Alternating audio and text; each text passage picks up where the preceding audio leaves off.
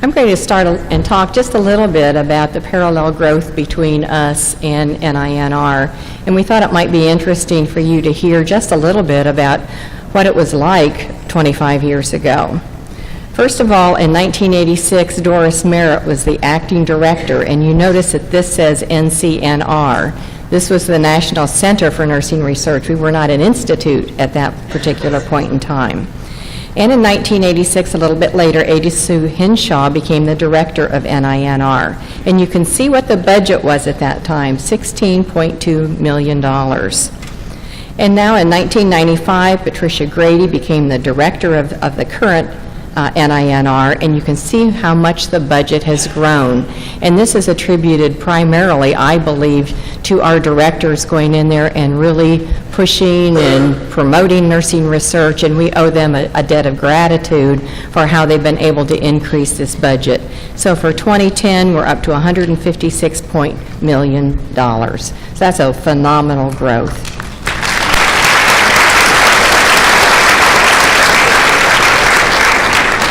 We don't know what the next budget is going to be, and we hope it doesn't go down any, but at least we're up to this level.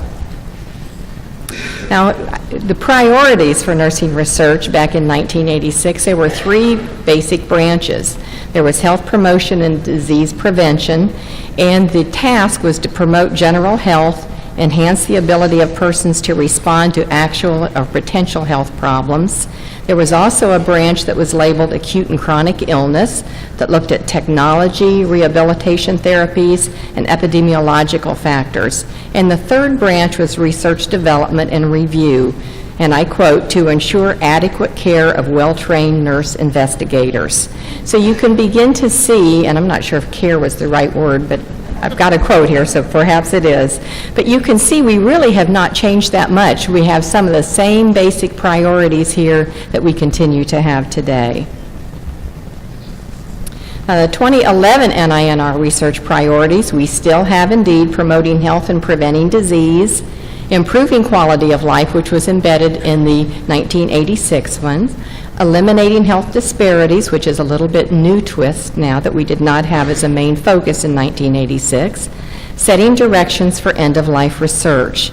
And then we have specific strategies now for building science, integrating biological and behavioral science for better health, adopting, adapting, and generating new technologies for better health care, and that again continues that same thrust where we had technologies in 1986, and improving methods for future scientific discoveries, developing scientists for today and tomorrow. In 2011, there is a changing face, we think, of research, not only in nursing research, but in research across the board. But we have changed primarily in nursing from a single researcher focus to interdisciplinary, interprofessional teams now. So early on, we really focused on an individual investigator with perhaps a nursing team to conduct research. And now we're looking much more broadly than that because we can impact health so much better if we look across disciplines and put teams together that have a different foci. We also look at comparative effectiveness interventions that improve quality of life and care, etc. And comparative effectiveness is very important, especially as we begin to look at some of the cost savings that we need to institute in health care. Also, increased importance in translating research findings to improving health. We've all heard about the translational research centers and the impetus for trying to get our research results to the bedside much quicker than we have in the past. Typically, it takes about 10 years to get a research finding to actually impact clinical practice.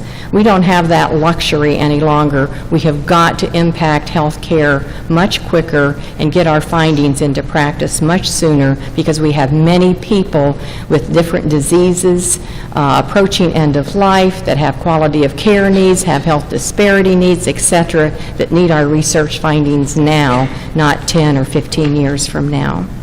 And also, we are involving communities in research directions. We're doing some comparative effectiveness research and trying to get some community-based participatory research. This is a very good way to eliminate disparities and actually conduct research that's very meaningful to communities that can impact their lives immediately. Our research in the SNRS region has really grown. Prior to 1986, and remember we had NCNR at that time, there were very few nurses funded as principal investigators. Most nurses were part of a team, but were maybe a co-investigator, but were not a PI. The development of NCNR really resulted in expanded opportunities for nurses. Nursing research became much more valued. Nurses began to be appointed to different federal boards and really began to come into its own at that time. And the explosion of nursing research in the South after the formation of SNRS, this really paralleled what was going on at NCNR and NINR, and SNRS really has benefited from that also.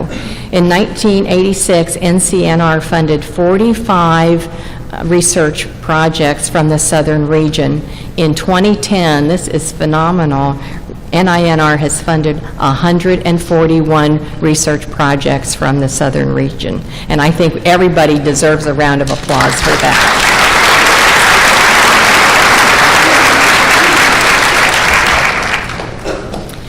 Also, we thought we'd do some historical firsts for you.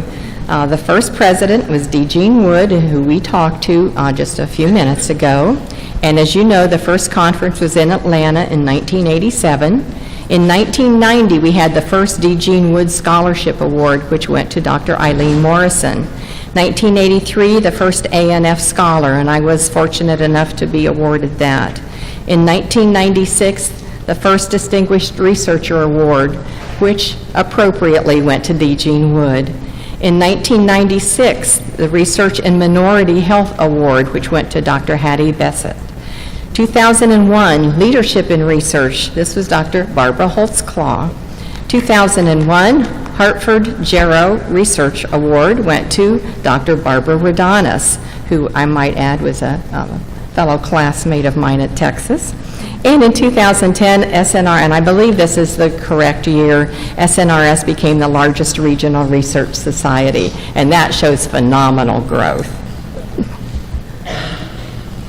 We also looked at research-focused doctoral programs. How has this evolved in the South from 1986 to 2011?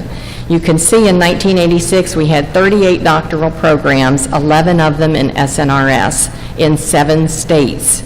In 2011, we now have 120 doctoral programs, 43 in the SNRS region, and we have some in every member state.